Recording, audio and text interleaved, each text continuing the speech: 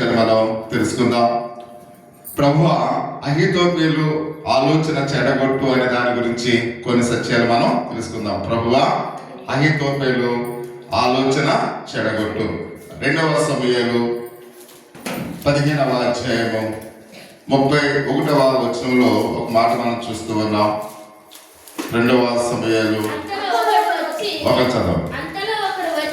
అంతలో ఒకడు వచ్చి అబుషాలోము చేసిన కుట్రలో అహీతోపేలు చేరి ఉన్నాడని దావీదునకు తెలియచేయగా, దావీదు యెహోవా అహీతోపేలు యొక్క ఆలోచనను చెడగొట్టమని ప్రార్థన చేస్తాను. చిన్న ప్రార్థన చేసుకుందాం. పరిశుద్ధుడా, మహోన్నతుడా, సర్వాధికారి స్తోత్రాలు తండ్రి, ఈ రాత్రికాల సమయంలో నీ దీనదాసుడు ఎన్నిక లేని వాడిని నీ పక్షమున ప్రభువా ప్రార్థిస్తూ అనగా, పరిశుద్ధాత్మదేవ నీ సహాయమును మాకు దయచేయండి. అహీతోపేలు ఏ విధంగా తన దుష్ట ఆలోచన చెడగొట్టమని దావీదు ప్రభువులకు ఏ విధంగా ప్రార్థించి ఉన్నాడు, మా జీవితాల్లో ప్రభువా అనేకమైన అనాలోచితమైన ఆలోచనలు ఎవరైనా కలిగి ఉన్నట్లయితే ఆ ఆలోచనలు చెడగొట్టమని ప్రభువా ఈరోజు ప్రార్థిస్తున్నాము తండ్రి. ఓవదేవా, నీ కృప మాపై కుమ్మరించి సహాయం తెచ్చింది. నీ వాక్య భాగము అందరికీ అర్థమయ్యేట్లుగా సహాయం తెచ్చింది. మా ప్రభువు రక్షకుడు యేసుక్రీస్తు నామములో ప్రార్థించి వేడుకుంటున్నాం పరమ తండ్రి, ఆమేన్. కొద్దిగా సౌండ్ పెట్టుకోవాలి. ఈ బాక్స్ లైట్. ప్రియ సహోదరి సహోదరులారా, అహీతోపేలు అనగా బుద్ధిహీనుడైన సహోదరుడైన అర్థం. అహీతోపేలు అంటే అర్థం ఏంటి? బుద్ధిహీనుడైన సహోదరుడు అని అర్థం. ఈ అహీతోపేలు దావీదు రాజ్యంలో దావీదునకు స్నేహితుడిగా ఉన్నాడు, సలహాదారుడిగా ఉన్నాడు, మంత్రిగా కూడా పనిచేసినట్లుగా మనం చూస్తూ ఉన్నాం. దావీదు రాజ్యంలో ఈ అహీతోపేలు ఎలా ఉన్నాడంట? మంత్రిగా ఉన్నాడు, రాజుగా ఉన్నాడు, స్నేహితుడిగా ఉన్నాడు. అంటే మన జీవితాల్లో మనకు ఎవరైతే ఉపయోగకరంగా ఉంటారో వారినే మనం సలహాదారుడిగా నియమిస్తూ ఉంటాం. అంటే ఆ సలహాదారుడు రాజుకు ఏం చేయాలి? అనేకమైన మంచి సలహాలు ఇవ్వాలి. అంత మాత్రమే కాకుండా మనం చూస్తూ ఉన్నాం, స్నేహితుడైన వాడు ఒక మంచి స్నేహితుడిగా ఉండాలి. స్నేహితుడైన వాడు కూడా ఎలా ఉండాలి? ఒక మంచి స్నేహితుడిగా ఉండాలి. అంటే ఇతడు స్నేహితుడిగా ఉన్నాడు, సలహాదారుడిగా ఉన్నాడు, మంత్రిగా ఉన్నాడు. ఇతడు అహీతోపేలు అనగా ఎలాంటి వాడట? బుద్ధిహీనుడై ఉన్నాడు. ఒక బుద్ధిహీనుడైన సహోదరుడిని మనం సలహాదారుడిగా పెట్టుకుంటే ఎలా ఉంటుంది? ఈ రాత్రి ప్రతి ఒక్కరికి కూడా ఆలోచించాలి. ఒక బుద్ధిహీనుడైన వ్యక్తిని మనం సలహాదారుడిగా పెట్టుకున్నాం అనుకోండి, ఎలా ఉంటుందో ఒకసారి ఆలోచించేది. ఒక బుద్ధిహీనుడైన వాడిని మనం స్నేహితుడిగా పెట్టుకున్నాం అనుకోండి, ఎలా ఉంటుందో ఒకసారి గమనించాలి. ఒక బుద్ధిహీనుడైన వాడిని మనం మంత్రిగా పెట్టుకున్నాం అనుకోండి, ఎలా ఉంటుందో ఒకసారి ప్రతి ఒక్కరికి కూడా ఆలోచించేది. అంటే ప్రియ సహోదరి సహోదరు, ఇక్కడ మనం చూస్తూ ఉన్నాం, మొదటి దినవృత్తాంతములు 27వ అధ్యాయము 33వ వచనములో ఒక మాట మనం చూస్తూ ఉన్నాం.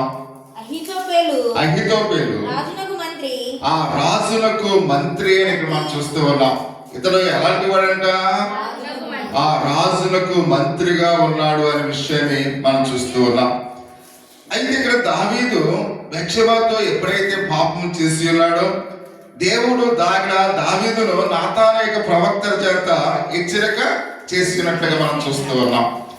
ఆ పాప ఫలితంగా వచ్చిన శిక్షను, నిందను, అవమానమును దావీదు పొందవలసి వచ్చినట్లుగా చాలాసార్లు మనము విన్నాం. ప్రియమైన వారు, అంటే దావీదు చేసిన పాపమును బట్టి దేవుడు దావీదుకు శిక్ష విధించాడు అని పరిశుద్ధ గ్రంథంలో అయితే మనం చూస్తున్నాం. ఆ శిక్ష ఎప్పుడైతే విధించాడో దేవుడు, దావీదు పశ్చాత్తాప హృదయుడై ఎంతో ఏడ్చినట్లుగా కూడా మనం చూస్తూ ఉన్నాం. అంటే ఇక్కడ కీర్తన గ్రంథాలలో మనం చూసినట్లయితే దావీదు ఎంతగా పశ్చాత్తాపడ్డాడో ఆయన కన్నీరు కార్చినప్పుడు ఆయన పరువు ఏమైందంట? తేలినట్లుగా మనం చూస్తూ ఉన్నాం. దివారాత్రులు కూడా ఆయన ఏడ్చినట్లుగా మనం చూస్తూ ఉన్నాం. అంటే దావీదు చేసిన పాపమును బట్టి దావీదు ఎంతగానో పశ్చాత్తాపడ్డాడు అని పరిశుద్ధ దేవునికి లేఖన భాగములు మనం చూస్తున్నాం. కాబట్టి కానీ ఇక్కడ అహీతోపెలు దావీదు చేసిన పాపమును బట్టి దావీదును చాలా చులకనగా చూస్తున్నాడంట. ఎవరితడు? సలహాదారుడు, మంత్రి, స్నేహితుడు. అంటే తన తోటి యొక్క రాజు ఎప్పుడైతే పాపం చేశాడో ఆ పాపమును బట్టి దేవుడు క్షమించాడు. దావీదుని ఎవరు క్షమించారు? దేవుడు క్షమించాడు. కానీ తన స్నేహితుడు మాత్రం దావీదుని ఎలా చూస్తున్నాడంట? చాలా చులకనగా చూస్తూ ఉన్నాడని పరిశుద్ధ గ్రంథంలో మనం చూస్తున్నాం. ఎవరతడు? అహీతోపెలు. ఎవరు చూస్తున్నాడు? దావీదును చాలా చులకనగా చూస్తూ ఉన్నాడు అనే విషయాన్ని మనం చూస్తూ ఉన్నాం. అంటే దేవుడు దావీదుని ఏం చేశాడు? క్షమించాడు.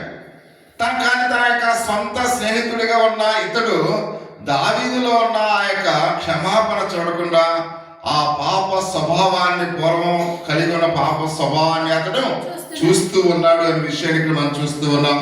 అంటే ప్రియమైన వాళ్ళరా, రాజు చేసిన దాన్ని క్షమించలేని వాడిగా ఉన్నాడు. ఎవరు?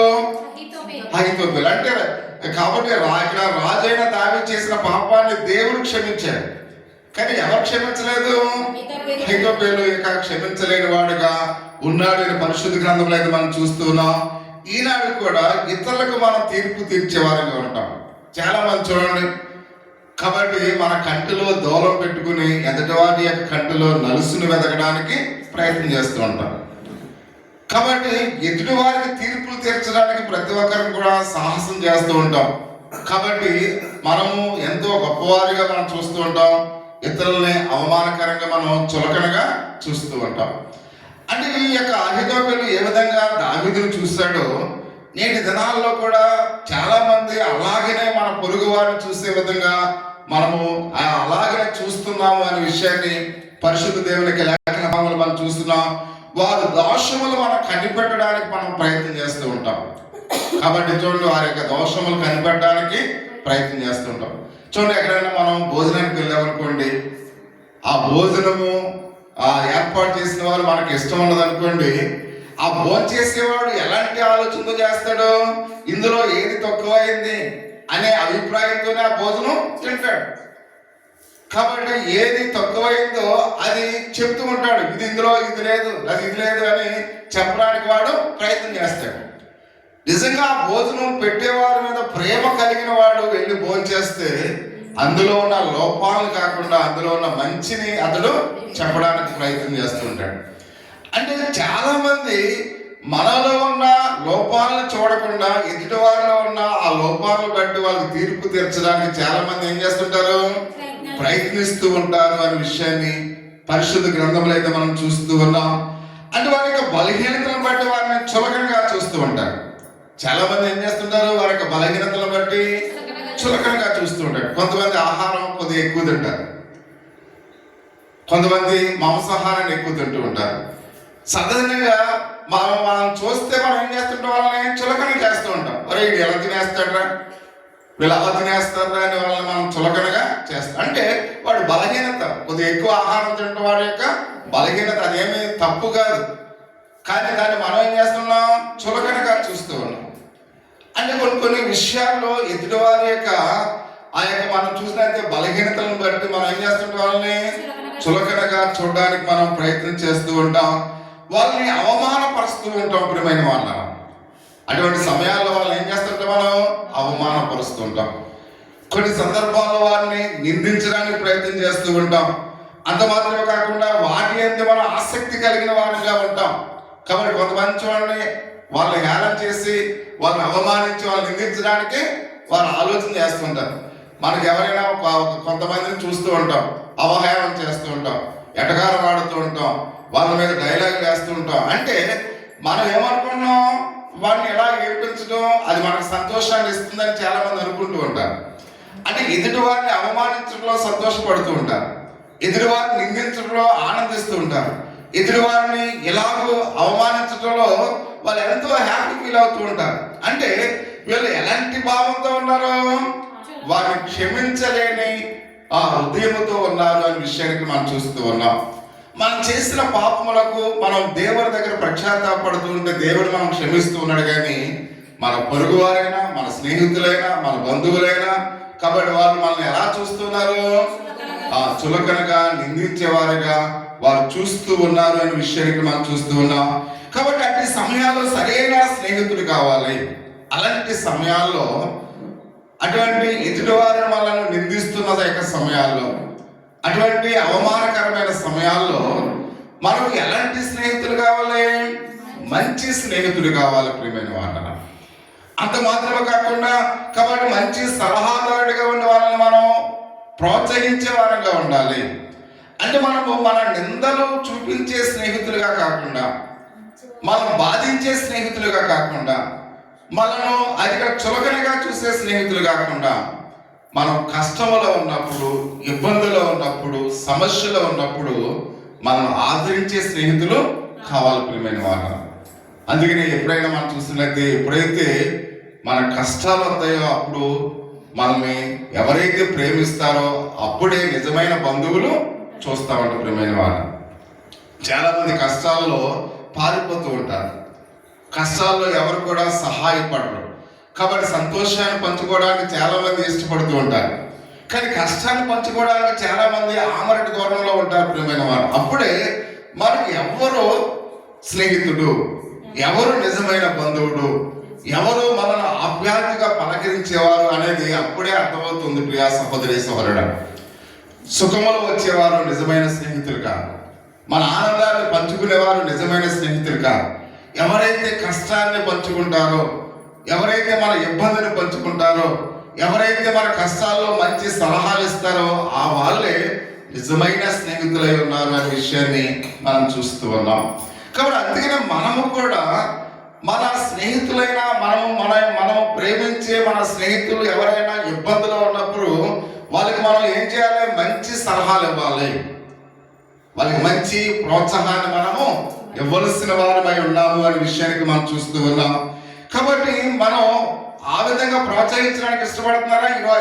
ఈ రోజుల్లో ఇష్టపడుతుంటారు. వాళ్ళని ఎంకరేజ్ చేయడానికి, కష్టంలో ఉన్నప్పుడు పర్వాలేదని కంగారు పడుకో అని వాళ్ళని ఎంకరేజ్ చేసే వాళ్ళు ఈ లోకంలో చాలా కరువైపోతున్నట్లుగా అయితే మనం చూస్తున్న ప్రియమైన వాళ్ళరా.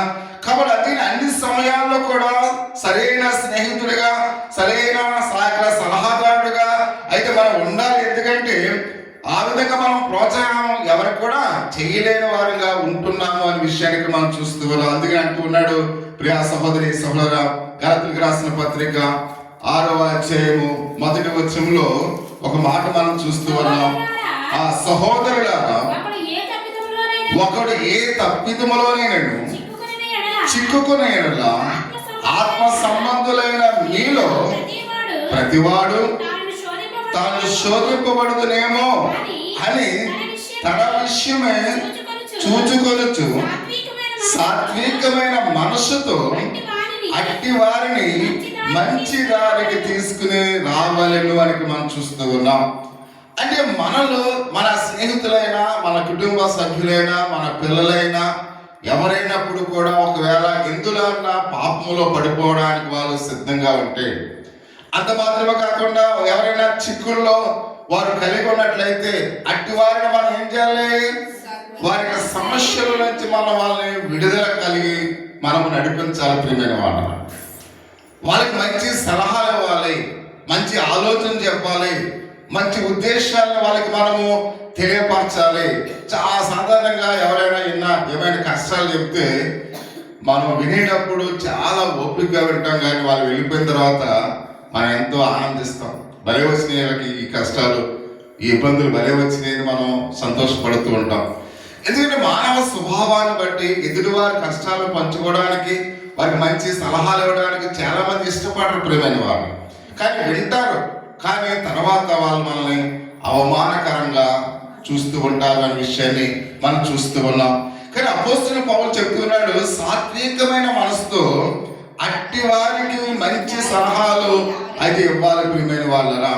కాబట్టి మంచి దానికి వాళ్ళని తీసుకుని రాగలిగి వారిగా ఉండాలని మనం చూస్తూ ఉన్నాం. ఒకవేళ ఎవరైనా సరైన మార్గంలో తప్పుడు మార్గంలో జీవిస్తున్నప్పుడు వాళ్ళని బట్టి మనం హేళనగా 10 మందికి వాళ్ళ గురించి మనం చెడ్డగా చెప్పడం కాదు, వ్యక్తిగతంగా వాళ్ళకి ఇది మార్గం మంచిది కాదని నిజమైన స్నేహితుడు వ్యక్తిగతంగా చెప్తాడు ప్రియమైన వాళ్ళని. కానీ మనమైతే ఏం చేస్తాం, పలానా అమ్మాయి నాకు ఎలా చెప్పింది అలా చెప్పింది, పలానా అబ్బాయి ఎలా చెప్పాడు అలా చెప్పాడని వాళ్ళ గురించి ఊరంతా టంకేస్తాం ప్రియమైన వాళ్ళని. కానీ నిజమైన బంధువు అలా చేయడు, నిజమైన స్నేహితుడు అలా చేయడు, నిజమైన సలహాదారుడు అలా చేయడు. వాళ్ళు వ్యక్తిగతంగా పిలిచి వాళ్ళని మందలించి నువ్వు మంచి మార్గంలోనికి రా అని వాళ్ళకి మంచి సలహాలు మనం ఇవ్వాలి. అది నిజమైన స్నేహితుడు చేసే పని. కాబట్టి నిజమైన స్నేహితుడు వ్యక్తిగతంగా మాట్లాడాలి, అంతేగాని నీ ఆ యొక్క అమ్మాయి కానీ అబ్బాయి కానీ లేదా బంధువు కానీ స్నేహితుడు కానీ వ్యక్తిగతంగా తనలో ఉన్న లోపాలని నీకు చెప్పినప్పుడు అది 10 మందికి సాటింపు వేయడం కార్యక్రమమైన వాళ్ళ ఏం చేయాలి, మనం వ్యక్తిగతంగా మనం విని వాళ్ళ చెడు త్రోవలో నుంచి మంచి మార్గంలోనికి ఒక వ్యక్తిగత వాళ్ళకి మనము చెప్పవాలి అని పరిశుద్ధ గ్రంథంలో అపోస్తలుడైన పౌలు గలతీ సంఘానికి రాస్తూ ఉన్నాడు. అందుకనే సామెతల గ్రంథము 17వ అధ్యాయము 17వ వచనంలో నిజమైన స్నేహితుడు విడువక ప్రేమించును అంటే దురాలోచనలతో అటువాడు సహోదరుడుగా ఉన్నాడు అక్కడ ఉండును అని ఇక్కడ మనం చూస్తూ ఉన్నాం. అంటే ఇక్కడ నిజమైన స్నేహితుడు విడువక ప్రేమిస్తాడు ప్రియమైన వాళ్ళు. అని ఇక్కడ మనం చూస్తూ ఉన్నాం, దుర్దశలో అట్టి వాడు సహోదరుడిగా ఉండేది వాడికి మా బైబిల్ మనకి చెప్తూ ఉంది. కాబట్టి మనం నిజమైన స్నేహితులుగా ఉండాలి. నిజమైన స్నేహితులు కష్టములో అయినా బాధలో అయినా విలువగా ప్రేమించేవాడు ప్రియమైన వాళ్ళ. కాబట్టి అందుకనే మనం అందుకనే అన్ని బంధాల్లో కల్లా స్నేహ బంధం అనేది ఎంతో విలువైనది ప్రియమైన వాళ్ళ. కాబట్టి అటువంటి స్నేహ బంధము మనము ఎంతో విలువైనది కనుక ఆ విలువైన బంధాన్ని విలువగా మనం చూడాలి. నన్ను నమ్ముతున్నారు కదా నేను స్నేహితురాలని, నన్ను నమ్ముతున్నాడు కదా స్నేహితుడని నమ్మించి మోసం చేసే స్నేహాలను మనము చేయకూడదు ప్రియమైన వాళ్ళు. ఒకవేళ మీకు ఇష్టం లేకపోతే మాట్లాడటం మానేయాలి, కానీ ఎవరిని కూడా నమ్మించి మోసం చేయకూడదు అనే విషయాన్ని మనం చూస్తూ ఉన్నాం. అందుకనే నిజమైన స్నేహితుడు విడువక ప్రేమించును అంటే నిజమైన స్నేహితులుగా మనం ఉందాం ప్రతి ఒక్కరిని కూడా. కాబట్టి ప్రతి ఒక్కరిని కూడా అలా ప్రేమించడానికి ఇష్టపడదాం. కాబట్టి అందుకనే విడువక వారి యొక్క కష్టాల్లో ఇరుకులో ఇబ్బందుల్లో వారికి సహాయం చేయడానికి మనం ఇష్టపడతాం. అందుకనే ఇప్పుడు ఆ సహోదరి అంటున్నాడు ఇక్కడ మనం చూసినట్లయితే నిజమైన స్నేహితుడు విడువక ప్రేమించడానికి మనం చూస్తున్నాం. అయితే ఐగుప్తీయులు దావీదుకు మంత్రిగా ఉన్నాడు, స్నేహితుడిగా ఉన్నాడు, సలహాదారుడిగా ఉన్నాడు. దావీదు బలహీనమైనప్పుడు చూసినట్లయితే అతడు బలపరచడం మానేసి ఏం చేస్తున్నాడట, బలపరచడానికి సలహాలు ఇస్తున్నాడా? ఇవ్వట్లేదు. నిజమైన స్నేహితుడు ఒకవేళ మనం బలహీనంగా ఉన్నాం అనుకోండి ఏం చేస్తాడు, బలపరచడానికి మనం సలహాలు ఇవ్వాలి. నిజమైన స్నేహితుడు చేసే పని. కానీ ఇక్కడ దావీదుకు కాబట్టి 5,000 ఎలా చేస్తున్నాడు, మంచి సలహాలు ఇవ్వడానికి బదులుగా ప్రియ సహోదరి సోదరా దావీదును విడిచిపెట్టాడంట. ఎంత దౌర్భాగ్యం ఒకసారి గమనించాను. కాబట్టి ఇక్కడ మనం చూస్తున్నాం, ఇందాక జ్ఞానైన సొలొమోను అన్నాడు నిజమైన స్నేహితుడు విడువక ప్రేమించను అంటే ఇక్కడ అతడు ఏం చేశాడు, ఎప్పుడైతే కష్టంలో ఉన్నాడో దావీదు, ఎప్పుడైతే ఇబ్బందుల్లో ఉన్నాడో తన యొక్క స్నేహితుడిగా మంచి స్నేహితుడిగా ఒక గుర్తింపు ఇచ్చిన ఆ దావీదుని ఏం చేశాడు, అతడు విడిచిపెట్టాడు అనే విషయాన్ని పరిశుద్ధ గ్రంథంలో అయితే మనం చూస్తూ ఉన్నాం. కాబట్టి విడిచిపెట్టడమే కాకుండా దావీదు మీద తిరగబడ్డాడు ప్రియమైన వాళ్ళు. ఏం చేశాడంట, దావీదు మీద తిరగబడ్డాడు అనే విషయాన్ని మనం చూస్తూ ఉన్నాం. అంటే అక్కడ ఎప్పుడైతే దావీదుతో తిరగబడి ఎవరితో చేరాడు, అబ్షలోముతో చేరి ఉన్నట్లుగా మనం చూస్తూ ఉన్నాం. అంటే చూడండి, సాధారణంగా మనం గమనించినట్లయితే శత్రువుకు మిత్రుడిగా ఉంటాడు. చూడండి, అందుకని మనము మన యొక్క స్నేహితుడే మనం మోసం చేస్తాడు. కాబట్టి బయట వాళ్ళు ఎవరు మోసం చేయరు. ఎందుకంటే మన స్నేహితుడే మనల్ని ఎందుకు మోసం చేస్తాడు, మనం నమ్ముతాం, మన బలహీనతలన్నీ కూడా చెప్పేస్తాం.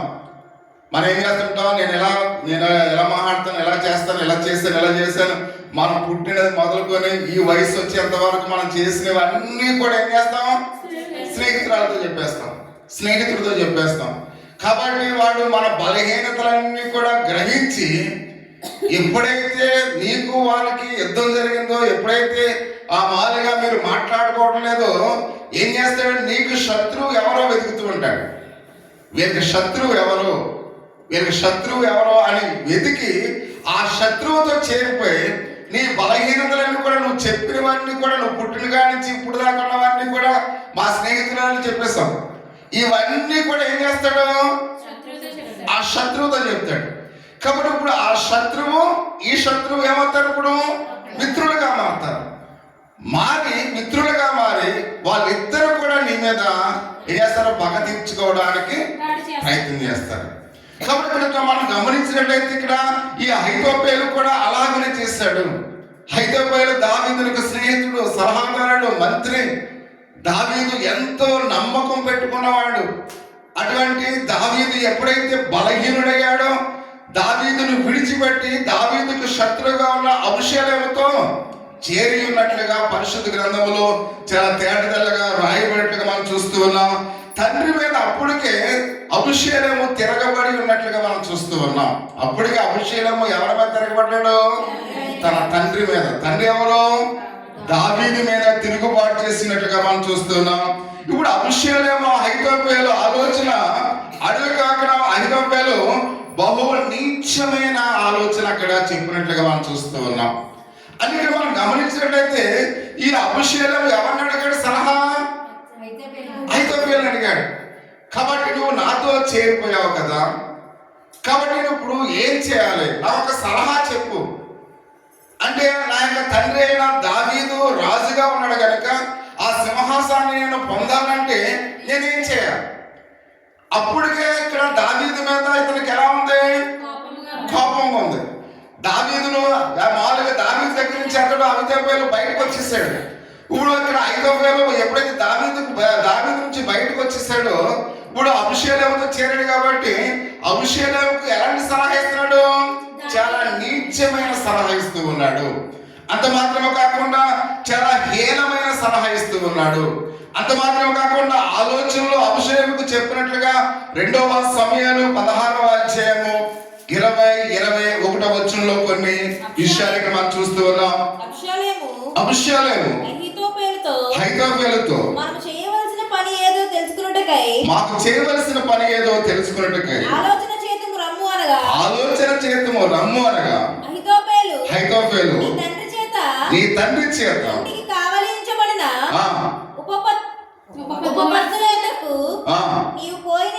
నువ్వు పోయిన ఎడల నీ తండ్రికి చూడండి. అసలు ఎంత నీచమైన సలహా ఒకసారి గమనించండి.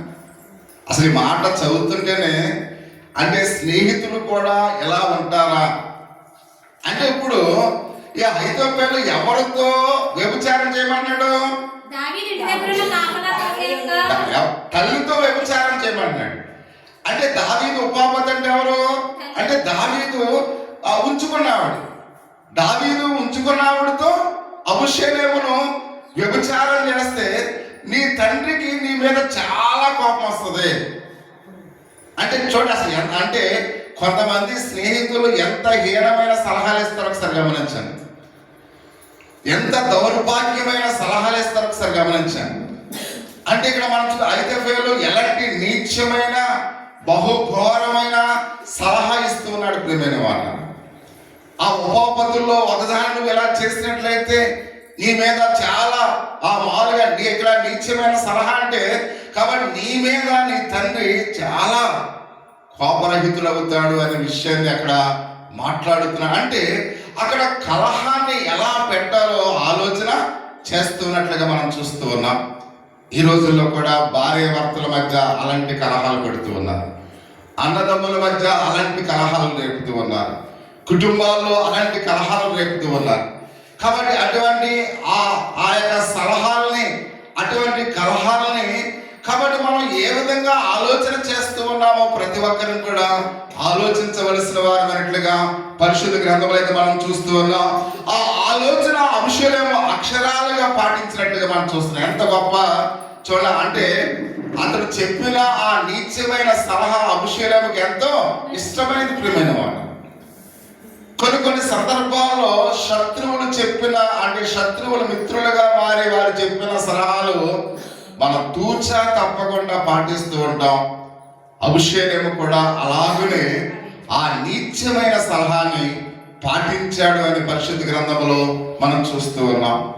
కాబట్టి చూడండి, కొంతమంది ఇక్కడ మామూలుగా ఇలాంటి ఆలోచనని అసలు ఏమాత్రం కూడా ఆలోచించకుండా, కాబట్టి ఇలాంటి పరిస్థితుల్లో ఎంత దిగజారిపోతారో ఒకసారి ప్రతి ఒక్కరికి కూడా ఆలోచించవలసిన వారిగా మనం చూస్తూ ఉన్నాం. దావీదు అలసటనంది బలహీనంగా ఉన్నాడు కనుక అతడు అదును చూసుకుని దావీదు మీద పడి అతన్ని చంపిన రాజ్యము నీదగును అని మాట్లాడుతూ ఉన్నాడు. ఇంకా ముందుకెళ్ళి ఏం చేస్తున్నాడు? దావీదు అలసటగా ఉన్నాడు, దావీదు చాలా నీరసంగా ఉన్నాడు. ఎలాంటి యొక్క పరిస్థితుల్లో నువ్వు కాబట్టి అతన్ని చంపిన రాజ్యము నీదగును. ఎవరిని చంపమన్నాడు ఒకసారి గమనించండి. అంటే కొడుకుని తండ్రిని చంపేమన్నాడు. స్నేహితుడు ప్రియమైన వాడు అంటే ఎలాంటి పరిస్థితుల్లో సమాజం ఉందో ఒకసారి గమనించండి. కాబట్టి మనము ఎలా ఆలోచన చేస్తూ ఉన్నాం అంటే బయట వాళ్ళ యొక్క మాటలు విని మన స్నేహితులను, మన రక్త సంబంధికులను, మన బంధువులను ఏ విధంగా వాళ్ళ మీద మనం కక్ష తీర్చుకోవడానికి ప్రయత్నం చేస్తూ ఉన్నాం. ప్రతి ఒక్కరికి కూడా ఆలోచించవలసిన వారినట్లుగా మనం చూస్తూ ఉన్నాం. కాబట్టి అతను చెప్పింది ఎవరిని చెప్పమన్నాడు? అంత జ్ఞానం లేకుండా అంటే పదవి వ్యామోహముతో ఉన్నాడు. ఎవరు? అభిషేకం. ఈ పదవి వ్యామోహం కలిగిన వ్యక్తిగా ఆ ఐకవ్యాలు కూడా ఉన్నాడు. ఎందుకంటే ఒకవేళ అభిషేకము రాజు అయితే నేను మరలా మంత్రి కాగలను. ఎందుకంటే ఇక్కడ దావీదుకు ఇంకా రాజు అయ్యే పరిస్థితి లేదు. అతను బలహీనుడై ఉన్నాడు, అలసిపోయి ఉన్నాడు. నాకు పదవి కావాలంటే ఒక రాజు కావాలి. ఆ రాజు ఎవరు? దావీదును చంపిన అభిషేకము రాజు అయితే నేను మంత్రిగా ఉండగలను. ఎంత ఆలోచన ఒకసారి గమనించిన ప్రియమైన వాడు. అంటే సమాజం ఎక్కడికి పోతుంది? కాబట్టి మనుషులు ఎంత దిగజారిపోతూ ఉన్నారు. పదవి వ్యామోహంలో ఉన్న ప్రజలు ఎంతగా దిగజారిపోతున్నారో ప్రతి ఒక్కరికి కూడా ఆలోచించవలసిన వారినట్లుగా మనం చూస్తూ ఉన్నాం. కాబట్టి అహితోపేలు చెప్పిన యొక్క బోధ అభిషేకంకు చాలా యుక్తముగా కనపడ్డది ప్రియమైన వాడు. అంటే కపటమైన మాటలు మనకు చాలా తీయగా కనపడుతూ ఉంటాయి. అవి మనకు ఎంతో యుక్తంగా కనపడుతూ ఉంటాయి. మోసకరమైన మాటలు మనకు ఎంతో వినసంపుగా ఉంటాయి. అవి మనల్ని కాల్చివేస్తున్నాయి, మనల్ని నాశనం చేస్తున్నాయి. అవి మనం చెప్పుకోలేని ప్రమాదంలో పడిపోయే పరిస్థితుల్లో మనం ఉంటున్నాం. అయినప్పుడు కూడా ఆ మాటలు మనకు ఎలా ఉన్నాయంట? వినసంపుగా యుక్తముగా ఉన్నాయి అని పరిశుద్ధ గ్రంథం అయితే మనం చూస్తున్నాం. ఒకరి జీవితంలో దేవుని యొక్క ఉద్దేశాలని, కాబట్టి దేవుని యొక్క తలంపులు నెరవేరకుండా చేయకుండా ఉండటం పూనుకోవడానికి అపవాది ఆలోచన చేస్తూ ఉంటుంది. ఎలాంటి మాటలన్నీ కూడా ఎవరి దగ్గర నుంచి వస్తాయంట? అపవాది నుంచి వస్తాయి ప్రియమైన వాళ్ళ. అంటే అపవాది మనను నాశనం చేయడానికి చూస్తూ ఉంటుంది. అపవాది మనం ఎవరైతే మనకు చెడు చెప్పినప్పుడు ఆ చెడును అంగీకరించినట్లుగా, కాబట్టి ఎవరు చెబితే అవి చెడు మాటలైనా మనం చేయడానికి ఇష్టపడతాము, వారితోనే సాతాను ఏం చేస్తుంది? చెప్పేస్తుంది ప్రియమైన మాట. అంటే మనము ఆ వ్యక్తులు మనకి ఇష్టం కనుక వాళ్ళు చెడు చెప్పినప్పుడు కూడా అవి చెడు మాటలు కూడా మనకు ఎలా కనపడుతున్నాయి? యుక్తముగా కనపడుతున్నాయి, మంచిగా కనపడుతున్నాయి. అంటే సాతాను ఎంత తెలివైన వాడు ఒకసారి గమనించండి. అంటే మనం ఎవరు చెబితే మనం చెడిపోతాము, ఎవరు చెబితే మనం పాడైపోతాము, ఎవరు చెబితే మనము మన జీవితంలో నష్టము సంభవిస్తుందో అటువంటి వారితోనే సాతాను మనకు చెప్పించడానికి ఆలోచన చేస్తుంది ప్రియమైన వాళ్ళరా. అంటే మనము మంచిగా జీవించడం సాతానికి ఏమాత్రం కూడా ఇష్టము లేదు అనే విషయాన్ని పరిశుద్ధ గ్రంథంలో అయితే మనం చూస్తూ ఉన్నాం. కాబట్టి ఈనాడు కూడా అనేకులు సాతాను యొక్క బోధ దేవుని బోధగా ఉన్న వ్యత్యాసాలు తెలియడం లేదు ప్రియమైన వాళ్ళ. అసలు సాతాను బోధ ఏది? అసలు దేవుని బోధ ఏంటి? మంచివారి యొక్క మాటలు ఏంటి? మాటలు ఏంటి? కాబట్టి ఎవరు మంచి మాటలు చెప్తూ ఉన్నారు, ఎవరు చెడ్డ మాటలు చెప్తున్నారు, కాబట్టి ఎవరిని నమ్మాలి ఎవరిని నమ్మకూడదో కూడా ప్రజలు అనాలోచితంగా ఆలోచించేవారుగా ఉన్నారు. ప్రియమైన వాళ్ళ నేటి యొక్క దినాల్లో కూడా మనం చూస్తున్నాం, మనం నమ్మకూడని నమ్మడానికి ఇష్టపడుతూ ఉన్నాం, మంచిని ద్వేషించడానికి మనం చూస్తూ ఉన్నాం. ప్రియమైన వాళ్ళ కాబట్టి అందుకనే దేవుని యొక్క వాక్యం సెలవిస్తుంది. కాబట్టి అందుకనే ప్రియ సహోదరి సహోదరుల, ఈ పండు తిను దినమున మీరు నిశ్చయముగా సత్యతని దేవుని మాట. ప్రియమైన మాట, దేవుడు ఏమంటాడు? ఆదామావలతో ఈ పండు తిన్నామంటే నువ్వు చేస్తావు. ఇది ఎవరి మాట? దేవుని మాట.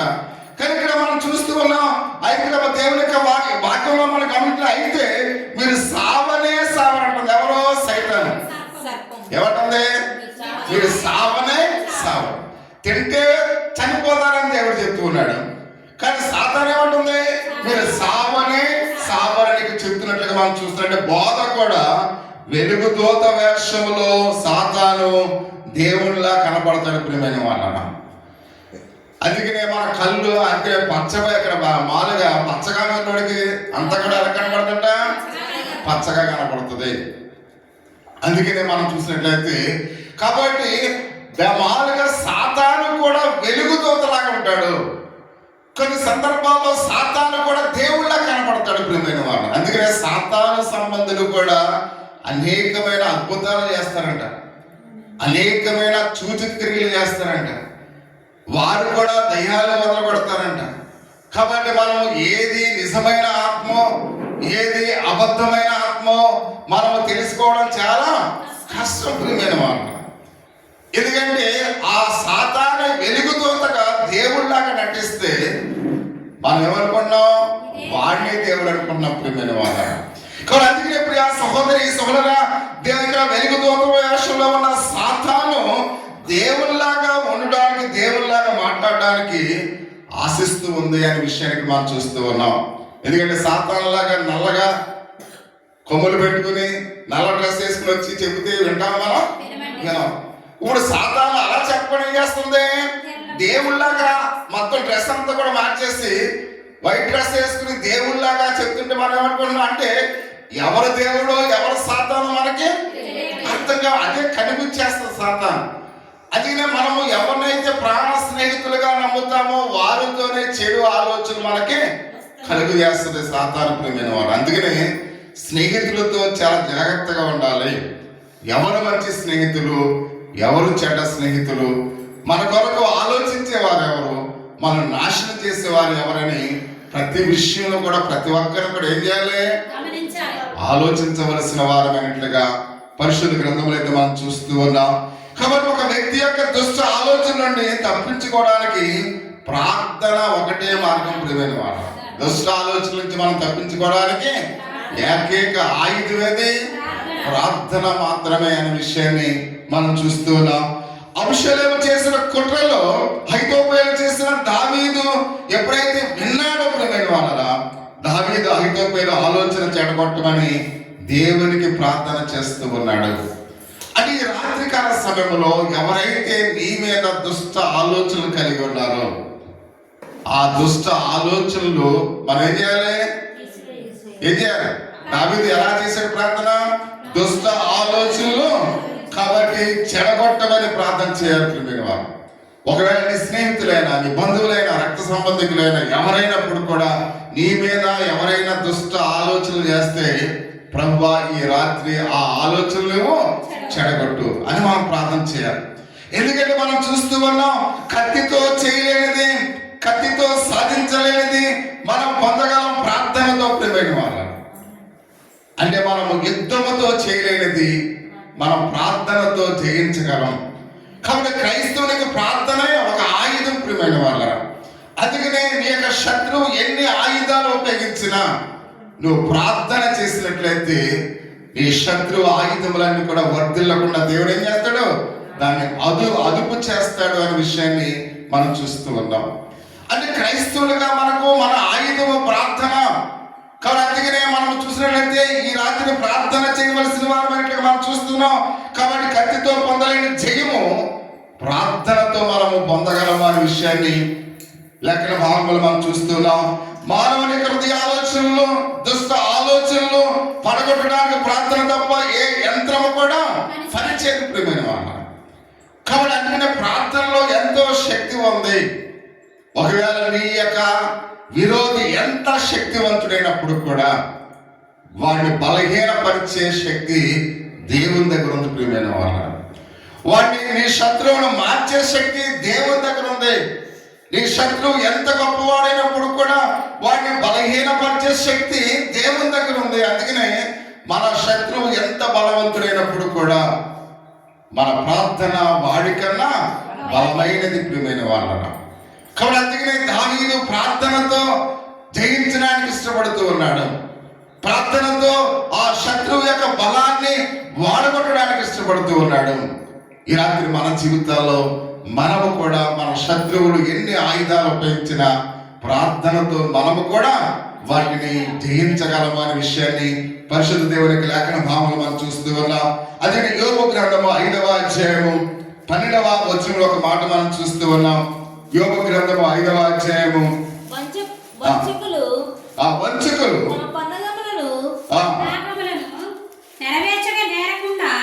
నెరవేర్చనేరకుండా వంచకులు తమ పన్నాగములను నెరవేర్చలేకుండా ఉపాయములను భంగపరచును. అంటే మన శత్రువు ఎన్ని మాయ ఉపాయాలు చేసినా అన్ని కూడా భంగపరిచేవాడు ఎవరు? దేవుడే ప్రియమైన వాడు. కాబట్టి ఇక్కడ మనం చూస్తున్న మన శత్రువు ఎన్ని మాయ ఉపాయాలు చేసినప్పుడు కూడా, మన మీద ఎన్ని పన్నాగాలు పడినప్పుడు కూడా మనం ప్రార్థన చేస్తే ఆ మాయలన్నీ కూడా పటాపంచలు అయిపోతాయి ప్రియమైన వాళ్ళ. కానీ అందుకే మనం చూస్తున్నాం, ఒక వ్యక్తి యొక్క దుష్ట ఆలోచన నుండి మనం తప్పించుకోవడానికి ప్రార్థన ఒకటే మార్గమై ఉన్నట్లుగా మనం చూస్తూ ఉన్నాం. దావీదు ప్రార్థన విని దేవుడు అహీతోపెలు యొక్క చెప్పిన ఆలోచన చెడగొట్టాడంట. ఎంత గొప్ప ఆలోచన చూడండి ప్రియమైన వాళ్ళు. అంటే దావీదు ప్రార్థన దేవుడు విన్నాడు అనే విషయానికి మనం చూస్తున్నాం. 2వ సమూయేలు 16వ అధ్యాయము 23వ వచనములో ఒక మాట మనం చూస్తూ ఉన్నాం. ఒక చదువు. ఆ దినములలో అహీతోపెలు చెప్పిన ఏ ఆలోచన అయినను ఒకడు దేవుని యొద్ద విచారణ చేసి పొందిన ఆలోచన అయినట్లుగా ఉండేను అని మనం చూస్తూ ఉన్నాం ప్రియమైన వాళ్ళరా. అయితే ఇప్పుడు దావీదు ప్రార్థన అహీతోపెలు ఆలోచన ఏం చేసింది? చెడగొట్టినట్లుగా మనం చూస్తూ ఉన్నాం. అందుకనే కీర్తన గ్రంథము 92వ కీర్తన 5వ వచనంలో ఒక మాట మనం చూస్తూ ఉన్నాం. కీర్తన 92వ కీర్తన 5వ వచనంలో ఎంత దొడ్డవి నీ ఆలోచనలు అతి గంభీరమైన, అంటే మన కొరకు దేవుడు గల ఆలోచనలు అతి గంభీరమైనవి ప్రియమైన వారు. అంటే మన శత్రువుల ఆలోచన నెరవేర్చకుండా వాటిని ఆఫ్ చేసే శక్తి ఎవరి దగ్గర ఉంది? దేవుని దగ్గర ఉంది ప్రియమైన వారు. అందుకనే మనం దేవునికి మనం ప్రార్థన చేసినప్పుడు దేవుడు మన ప్రార్థన ఆయన వినేవాడుగా ఉన్నాడు. అహీతోపెలు చేసిన ఆ విన్నపాన్ని దేవుడు చేసినట్లుగా దాన్ని మార్చివేశాడు ప్రియమైన వాళ్ళు. దేవుడు చెప్పిన, ఎందుకంటే దేవుడు మంచి మాటలు చెప్తాడు కాబట్టి ఈ చెడు మాటలను మంచి మాటలుగా దేవుడు ఏం చేశాడు? చెదరగొట్టినట్లుగా మనం చూస్తున్నట్టే ఇక్కడ అహీతోపెలు యొక్క మాటలు ఏమాత్రం కూడా నెరవేర్చబడలేదు అనే విషయానికి మనం చూస్తున్నాం. అంటే మన శత్రువు మన మీద ఎన్ని పన్నంగాలు చేసినా దేవునికి మనం ప్రార్థన చేస్తే వాడు ఏమి చేయలేడు ప్రియమైన వాళ్ళరా. ఎందుకంటే దేవుడే వాటిని కొట్టివేస్తాడు అనే విషయాన్ని పరిశుద్ధ గ్రంథంలో అయితే మనం చూస్తూ ఉన్నాం. ఎందుకంటే దేవుని యొక్క ఆలోచనలు గంభీరమైనవి. గంభీరం అంటే ఏంటి? చాలా ధ్వని గల శక్తి కలిగినవి అనే విషయాన్ని ఆయన మాట్లాడుతూ ఉన్నాడు. అయితే మనం చూస్తున్నాం, మన కొరకు ఆయన చేసిన ఆలోచనలు మేలుకరమైనవి ప్రియమైన వాళ్ళం. ఆయన మన కొరకు ఎలాంటి ఆలోచన చేస్తాడంట? మేలైన ఆలోచన చేస్తాడు. మనను అభివృద్ధిమైన మనల్ని అభివృద్ధి పరిచే ఆలోచనలు చేస్తాడు ప్రియమైన వాళ్ళను. అంత మాత్రమే కాకుండా ఈనాడు అనేకులు అట్టి తలంపులను ఆయన ఆలోచనలను అంగీకరించలేని వారుగా ఉన్నారు ప్రియమైన వాళ్ళను. దేవుడు మనకి ఎప్పుడు కూడా మేలు చేస్తాడు. దేవుడు ఎప్పుడు కూడా మనల్ని అభివృద్ధి పరచడానికి చూస్తాడు. కానీ మనమైతే ఏం చేస్తున్నాం? ఆ మంచి మాటలు మనం ఆలకించడం లేదు ప్రియమైన వాళ్ళ. కాబట్టి మనం చూస్తున్నాం, దుష్ట ఆలోచన చెప్పున నడవడానికి చెప్తున్నాడు. అంటే దుష్టుల మార్గంలో మనం నడవకూడదు. కాబట్టి దుష్టుల ఆలోచన చెప్పున మనము నడవకూడదు. తమ జీవితాలని ఇక్కడ వ్యర్థం చేసుకోకూడదు ప్రియమైన వాళ్ళ. సమయము చాలా విలువైంది, కాలము చాలా విలువైంది. ఈ క్షణం మన జీవితాలు గడిచిపోతే మళ్ళా క్షణము రాదు ప్రియమైన వాళ్ళ. కానీ అందుకనే మనం ఈ దుష్ట ఆలోచనలతో మనం కాలయాపన చేసి సమయాన్ని పాడు చేసుకోకండి ప్రియమైన వాళ్ళ. దుష్ట ఆలోచనలతో మనం నడిచినప్పుడు మన సమయం అంతా కూడా ఏమవుతుంది? వృధా అయిపోతుంది. ఎందుకంటే కాలము చాలా విలువైనవి కనుక దుష్ట ఆలోచనల నుంచి మనం బయటికి రావలసిన వారి వెంటనే మనం చూస్తూ ఉన్నాం. కాబట్టి అందుకే అంటున్నాడు కీర్తన గ్రంథము 32వ అధ్యాయం 8వ వచనం ఒక మాట మనం చూస్తూ ఉన్నాం. నీకు ఉపదేశం చేసేదను, నీవు నడవలసిన మార్గము నీకు బోధించేదను, నీ మీద దృష్టి ఉంచి నీకు ఆలోచన చెప్పేదను అని మాట్లాడు. అంటే దేవుడే మనతో మాట్లాడతానన్నాడు. అర్థమవుతుందమ్మా? నీకు ఉపదేశం చేస్తానని చెప్తున్నాడు. నువ్వు ఏ మార్గంలో నడవాలో నేను నేర్పుతానని చెప్తున్నాడు, బోధిస్తానని చెప్తున్నాడు. నీ మీద దృష్టించి నీకు ఆలోచన చెప్తాను. అసలు ఇంకా ఎవరైనా మనకు కావాలా? ఏ మనుషులతో పని లేదు, ఏ స్నేహితురాణితో పని లేదు, ఏ స్నేహితులతో పని లేదు. కాబట్టి దేవుడే మనం నడిపించేవాడుగా ఉన్నాడు, ఆయన మనకు బోధించేవాడుగా ఉన్నాడు. కానీ అందుకనే నీకు ఎప్పుడైనా ఆలోచన వస్తే ఒక్క మామూలుగా మోకరించి ప్రార్థన చేసి, ప్రభువా ఈరోజు నేను ఎలా నడవాలి, నేను ఎలా జీవించాలి, ఎలా బ్రతకాలి అని మన స్నేహితులతో అడగవలసిన పని మనకు లేదు. మనం చూసినా మన మంచి స్నేహితుడైన దేవునితో మనం అడుగుదాం ప్రియమైన వాళ్ళం. ఎందుకంటే నిజమైన స్నేహితుడు విడివక ప్రేమిస్తాడు. కాబట్టి యేసయ్య మనకు నిజమైన స్నేహితుడు.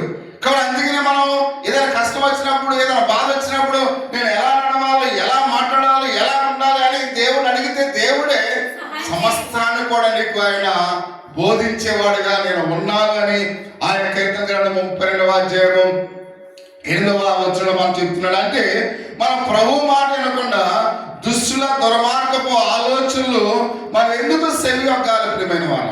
దేవుని మాట వినకుండా ఎందుకు ఆ దుష్టుల యొక్క మాట మనం వినడానికి ఇష్టపడుతున్నాం? దుర్మార్గుల యొక్క మాట వినడానికి ఎందుకు ఇష్టపడుతున్నాం? కాబట్టి ఈ రోజు ఈ రాత్రి ప్రభువా దుష్టుల యొక్క ఆలోచన నేను వినకుండా, దుర్మార్గులతో నేను సాంగత్యం చేయకుండా దేవా నీతో నేనే మాట్లాడతానయ్యా అని ప్రతి ఒక్కరు కూడా తీర్మానం చేసుకుందాం. అది మాత్రమే కాకుండా ఆయన మాట్లాడుతూ ఉన్నాడు దేవుని యొక్క వాక్య భాగంలో ద్వితీయోపదేశ కాండము బైబిల్ ఉన్న ప్రతి ఒక్కరు కూడా తీయాలి. చాలా ప్రాముఖ్యమైన వాక్య భాగము, చాలా విలువైన మాటలు ఉన్నాయి. బైబిల్ ఉన్న వాళ్ళందరూ కూడా ద్వితీయోపదేశ కాండము 18వ అధ్యాయం ఒకసారి మనం చేద్దాం. 10-11 వచనాలు అందరం కూడా చదువుదాం. తన కుమారుడైనను తన కుమార్తెనైనను అగ్నిగుండము దాటించి వారినైనను శకునము చెప్పు సోదగా నేను మేఘ శకునములు గాని సర్ప శకునములు గాని ఆ చిల్లంగి వాణి నేను మాంత్రికుడైనను ఇంద్రజాలకుడైనను కన్న పిశాసు నడుగు వాడినైనను దైవముల యొక్క విచారణ చేయవాడైనను మీ మధ్య ఉండనియకుడు. ప్రియమైన వాళ్ళ అమ్మా, ఈ లక్షణాలు పాస్టర్ గారిలో కూడా, చాలా మంది పాస్టర్ గారిలో కూడా ఉన్నాయి. పాస్టర్ గారు ఒకవేళ మన ఇంటికి వచ్చారనుకోండి, ఈ చెట్టు ఇక్కడ ఎందుకు ఉందో తీశారు, ఈ గోడ ఎందుకు ఉందో తీశారు అంటే ఇలాంటి వాళ్ళతో మీరు ఉండకండి అని దేవుని యొక్క వాక్యం సెలవిస్తుంది. కాబట్టి అలాంటి వాళ్ళతో ఉండకండి. శకునుగా ఇక్కడ పాస్టర్ గారు శకును చూడటం ఏంటి, పాస్టర్ గారు దిక్కులు చెప్పడం ఏంటి, పాస్టర్ గారు ఇది ఉంది అది ఉండకూడదని చెప్పడం ఏంటి? కాబట్టి దేవుడు వాక్యం చెబుతుంది ఎలాంటి వాళ్ళతో మీరు సాంగత్యం చేయకండి అని దేవుడు చెబుతుంటే మనం ఏం చేస్తున్నాం? వాళ్ళతోనే సాంగత్యం చేస్తున్నాం. ఎవరితో చేయకూడదు అన్నాడు? తన కుమారుడైనను కుమార్తెనైనను అగ్నిగుండము దాటించే శక్తి కలిగిన వాడే ఉన్నప్పుడు కూడా వాడితో నువ్వు సాంగత్యము చేయకు. అంత మాత్రమే కాకుండా ఆయన అంటూ ఉన్నాడు, ఒకవేళ శకునము చెప్పే సోదిగా నేను శకునాలు చెప్తుంటారు. కొంతమంది నీకు ఏది ఎక్కడికి వెళ్ళిపోయిందంటే ఇలా తూర్పుకి వెళ్ళిపోయింది, పలానా చోట ఉన్నట్టు నాకు కనపడుతుందని అటువంటి శకునాలు చెప్పే వాళ్ళతో మీరు సాంగత్యము చేయకండి. అంత మాత్రమే కాకుండా చెల్లంగి వానేను. చెల్లంగి అంటే తెలుసా మీకు అమ్మా? ఏంటవి? చేతబడి చేసే వాళ్ళతో కూడా మీరు సాంగత్యం చేయండి. అంత మాత్రమే కాకుండా మనం చూస్తున్నాం మాంత్రికుడైనను, ఇంద్రజాలికుడైనను, కర్ణ పిశాసులు అడుగువాడిని. కర్ణ పిశాసులతో కూడా కొంతమంది మాలుగా ఏంటి ఆ ముగ్గులో వాళ్ళు చేస్తారు. ఆ పొగేస్తే ఆ పొగలో ఇచ్చి ఏదో మాట్లాడుతుంది శక్తి అని మీ నాన్న కొంతమంది వాడిని మాలికి ఎవరు పూర్వం ఉండేవాడు. ఒకసారి ఎవరు ఇక్కడ బంగారమ్మ ఇక్కడ బయగారు ఎవరు ఇక్కడ పక్కన ఉండేవారు. ఈ పక్క స్థలం ఎవరంటే బంగారు. ఆ ఆవిడ మా చిన్నప్పుడు ఎవరో సోది చెప్పేవాళ్ళని తీసుకొచ్చి ఆ భీమాన్ని అక్కడ పెట్టేస్తే ఆవిడ మీ మాలుగా మీ ఆయన కనపడుతున్నాడు, మీ ఆయన నాతో మాట్లాడుతున్నాడంటే మొత్తం తెచ్చాన్ని కూడా ఇచ్చేస్తుంది. కాబట్టి ఎలాంటి వాళ్ళతో అయినా మీరు ఏం చేయకూడదు? సాంగత్యము చేయకూడదు అని మనం చూస్తూ ఉన్నాం. అంత మాత్రం ధైర్యము లేదా విచారణ చేయ వాళ్ళతో కూడా మీ మధ్య వాళ్ళు ఉండకూడదు అని ఇక్కడ మనం చూస్తున్నాం. అంటే బైబిల్ చెప్తుందంటే యేసుక్రీస్తు వారి లోకానికి ఎందుకు వచ్చి ఉన్నాడు? ఆయన పాపములను మన పాపములను తీసివేయడానికి ఆయన ఈ లోకానికి వచ్చి ఉన్నాడు. కాబట్టి సర్వమానవాళి పాప పరిహార్థమై ఆయన విలువైన రక్తాన్ని కార్చాడు. కాబట్టి మనకున్న కష్టం ఎవరితో చెప్పాలి? ఆయనతో చెప్పండి. మీకేమైనా ఇబ్బందులు ఉంటే ఆయనతో పంచుకోండి. కాబట్టి మీకేమన్నా ఆయన మన కొరకు క్రైదనముగా ఆయన ఇచ్చాడు కనుక ఆయనతో మీరు పంచుకోండి. అందుకనే ఒకసారి పేతురు గారు ఈ మాలుగా ఆ మేడగదిలో ఉన్నప్పుడు ప్రభువాన్ని అడ్డగిస్తూ ఉంటాడు. ఇవన్నీ కూడా ఈ శ్రమలు ఈ కష్టాలు నీకు రాకుండా ఉండుగా అంటాడు. అప్పుడు ఆ వాళ్ళు ప్రభువారు ఏమంటారు పేతురు గారిని? సాతాను నా వెనక్కి పొమ్ము. అంటే మనం చూస్తున్నట్టే సాతాను చెప్పే మాటలు ఒకవేళ పేతురు పలికిన పేతురు ఏమన్నాడు? నీవు నా మధ్య ఉండదు. అంటే సాతాను సంబంధం కలిగిన మాటలు ఎవరు చెప్పినా వాళ్ళ మధ్య మనము ఉండకూడదు. ప్రియమైన వాళ్ళ వాళ్ళు ఎంత బాధ్యులైనా ఎంత గొప్పవారైనా సోది చెప్పి మాలుగా వాస్తులు చెప్పి లేకపోతే అవి చెప్పి ఇలాంటి పాస్టర్ గారికి మీరు సాంగత్యాన్ని చేయకండి అని దేవుని యొక్క వాక్యం చాలా స్పష్టంగా చెప్తున్నట్లుగా మనం చూస్తూ ఉన్నాం. కాబట్టి సాతాను నా వెనక పొమ్ము అని సాతాను ఆలోచన చోటిచ్చిన పేతుని గర్జిస్తున్నాడు ఎవరు? మార్కు సువార్త 8వ అధ్యాయం 33 వచనం. అంటే సాతాను ఆలోచన చెప్పిన వాళ్ళతో కూడా మనం సాంగత్యము చేయకూడదు. దేవుని తలంపులు కష్టతరంగా ఒకవేళ కనిపించవచ్చు. ప్రియమైన వాళ్ళు మంచి మాటలు మనకు చాలా కష్టంగా ఉంటాయి. మంచి మాటలు మనకు కష్టమైనప్పుడు కూడా కాబట్టి అవి మేలుకరమైనవి అనే విషయాన్ని మనం గమనించాలి. ఎప్పుడైనా కురిపేసినప్పుడు ఇది పూర్వం కురిపేస్తే కోడి వచ్చిందని ఒకవేళ అలా పొడిసింది అనుకోండి, అది రేగి చాలా మంట వచ్చేస్తుంది, మనం తట్టుకోలేము. కానీ అలా చేయటం వల్ల ఆ పుణ్యమవుతుంది, త్వరగా మానిపోతుంది. అంటే మేలైన మాటలు మనల్ని బాధిస్తూ ఉంటాయి, కానీ అవి మేలుకరంగా మన జీవితాల్లో జరుగుతాయనే విషయానికి మనం చూస్తున్నాం. అందుకని చివరి యొక్క మాట ఇర్మియా గ్రంథము 29వ అధ్యాయము 11వ వచనంలో ఒక మాట మనం చూస్తున్నాం. నేను మిమ్మల్ని గురించి ఉద్దేశించిన సంగతి నేను ఎరుగుదును, రాబో కాలమందు మీకు నిరీక్షణ కలిగినట్లుగా అవి సమాధానకరమైన ఉద్దేశములే గాని హానికరమైనవి కావు అని మాట్లాడుతున్నాడు. అంటే దేవుడు చెప్పిన మాట ఎప్పుడు కూడా సమాధానకరమైనదే. దేవుడు చెప్పిన ప్రతి మాట మన హృదయాల్లో విలువైనదే. అందుకనే మనుషులకు స్థానం ఇవ్వకండి, మనుషుల మాట మీరు వినకండి, దేవుని మాట వినండి.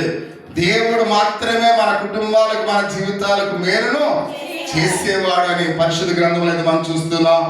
అందుకని అబీషాలోము ఇశ్రాయేలు వారందరూ ఈ మాట విని వాళ్ళు ఏం చేస్తారు? మనం చివరి యొక్క మాట 2వ సమూయేలు 17వ అధ్యాయము 14వ వచనం ఒకసారి మనం చూద్దాం. అబీషాలోము ఇశ్రాయేలు వారందరూ ఈ మాట విని అక్కీయుడగు హుషై చెప్పిన ఆలోచన అహీతోపెలు చెప్పిన దానికంటే యుక్తమని ఒప్పుకొనిరి.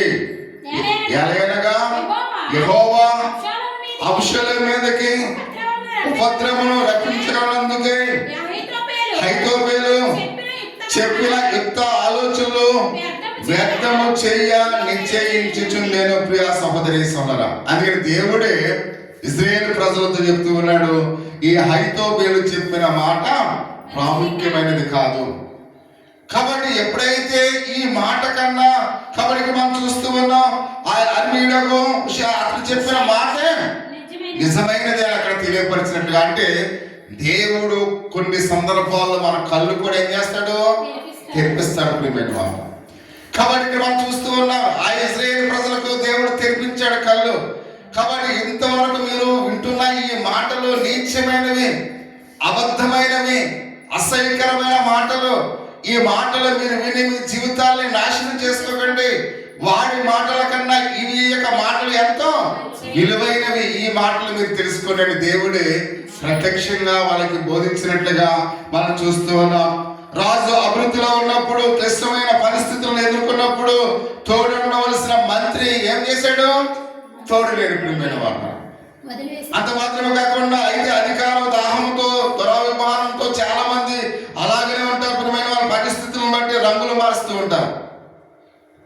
ఇప్పుడు మామూలుగా మన రాజకీయాల్లో చూస్తూ ఉంటాం, నగ్గిన ఏ పార్టీ అయితే గెలుస్తుందో అందరూ కూడా ఆ పార్టీ వెళ్ళిపోతారు. అప్పుడు దాకా ఇందులో ఉంటారు. ఇప్పుడు రంగులు మార్చేసి ఏం చేస్తారు, ప్రతి ఒక్కరికి గెలిచిన పార్టీలోకి వెళ్ళిపోతారు. అంటే ప్రతి విషయంలో మనుషులు పదవి వ్యామోహ కాంక్ష ఉన్న వాళ్ళందరూ కూడా రంగులు ఏం చేస్తుంటారు, మార్చేస్తూ ఉంటారు. అహీతోబేలు కూడా రంగు మార్చేస్తాడు. దావీదు దగ్గర ఇంకా ఎటువంటి బలం లేదు, బలహీనుడై ఉన్నాడు, శక్తి లేదు. కాబట్టి మనం రంగు మార్చేయాలని ఏం చేశాడు, ఆ అబషాలోము దగ్గరికి వెళ్ళిపోయినట్లుగా మనం చూస్తూ ఉన్నాం. కాబట్టి ఇతర విషయమే దుష్ట ఆలోచనలు చోటిచ్చేవారు చివరికి అట్టి ఆలోచనలకు వారే గురవుతారు ప్రియమైన మాట. చివరి యొక్క మాట మనం చూస్తుంది, చాలా విలువైన మాట. ఎవరైతే దుష్ట ఆలోచన చెప్పి మనుషులను చెరపాలని ఆలోచిస్తారో, వాడు ఏ ఆలోచన బట్టి ఇతరులు పాడు చేయాలని చూస్తూ ఉన్నాడో అదే ఆలోచనతో వాడి జీవితం నాశనం అవుతుంది అని దేవునికి వాక్యం సెలవిస్తుంది. అంటే ఇప్పుడు మనం చెడు ఆలోచన చెబితే, చెడు ఆలోచన కొన్ని రోజులకి మన జీవితాన్ని మనం ఏమైతే చెడు చేయాలనుకున్నామో ఆ చెడుతోనే మనము నాశనం అవుతాం. చివరి యొక్క మాట మనం చూద్దాం ప్రియమైన వాళ్ళ. ఈనాడు మన యొక్క రాజకీయాలు మనము అధికారాన్ని పోగొట్టుకున్నప్పుడు వాళ్ళు ఏ విధంగా జీవిస్తూ ఉన్నారు. దావీదు ఇక్కడ విడిచిపెట్టడమే కాకుండా దావీదు మీద అతడు తిరగబడిన అబషాలోము చేరి కుట్ర చేసినట్లుగా మనం చూస్తున్నాం. అయితే దావీదు దేవుని యొక్క విషయంలో పశ్చాత్తాపరుడై ఉన్నాడు కనుక ఇప్పుడు దేవుడు ఎవరిని కనికరించాడు, దావీదును కనికరించినట్లుగా మనం చూస్తూ ఉన్నాం. కాబట్టి అతని కొరకు కలిగిన ఉద్దేశాలను కూడా సఫలము చేశాడు ప్రియమైన వాళ్ళ. ఎందుకంటే అతడు పశ్చాత్తాపరుడై ఉన్నాడు కనుక ప్రభువా నేను చేసిన పాపములను క్షమించని కన్నీరు కార్చి ఏడ్చాడు కనుక తన రాజ్యమును తనకిచ్చాడు. అంత మాత్రమే కాకుండా దావీదు ఉద్దేశాలన్నీ కూడా నెరవేర్చినట్లుగా సఫలపరిచినట్లుగా మనం చూస్తూ ఉన్నాం. దేవుడు అహీతోబేలు ఆలోచనలన్నీ కూడా వ్యక్తం చేశాడు ప్రియమైన వాళ్ళు. చెడు చేసి మోసం చేయాలనుకున్నాడు, చెడు చేసి తండ్రి కొడుకులను చంపడానికి ప్లాన్ చేశాడు. కాబట్టి తన ఆలోచనలన్నీ కూడా ఏం చేశాడు, వ్యర్థము చేసినట్లుగా మనం చూస్తూ ఉన్నాం. అహీతోబేలు తాను చేసిన ఆలోచన జరగకపోవడం చూసి 2వ సమూయేలు 17వ అధ్యాయము 23వ వచనం, అహీతోబేలు తాను చెప్పిన ఆలోచనలో జరగకపోవుట చూసి ఆ గాడిదకు గంత కట్టి ఎక్కి తన ఊరున్న తన ఇంటికి పోయి తన ఇల్లు చక్కబెట్టుకుని ఉరి పోసుకుని చనిపోయేను అని బైబిల్లో మనం చూస్తున్నాం ప్రియమైన వారు. దావీదును చంపాలనుకున్నాడు కానీ తానే చనిపోయాడు ప్రియమైన వారు. చూడంటే తను దావీదును చంపాలని ఉద్దేశించాడు, కానీ ఆ ఉద్దేశం నెరవేరబడినప్పుడు దేవుడు చూడండి ఎవరిని చంపాలని ఆలోచన చేశాడో ఇప్పుడు వాడికి వాడే చనిపోయినట్లుగా దేవుడు చేశాడు. అంటే మనం ఇతరులను మోసం చేయాలనుకుంటే దేవుడు మనల్ని నాశనం చేస్తాడు. అందుకని ఎవ్వరము కూడా ఇతరులకు హాని తలపెట్టగానే ప్రియమైన వారు. ఎందుకంటే దేవుడు ఆయన చూచి నేను విడిచిపెట్టేవాడు కాదు, వాని క్రియలు చెప్పిన ప్రతి వానికి నా దగ్గర జీతం ఉంది. కాబట్టి నీ పొరుగువారు నాశనం కోరుకుంటే దేవుడు నిన్ను నాశనం చేస్తాడు.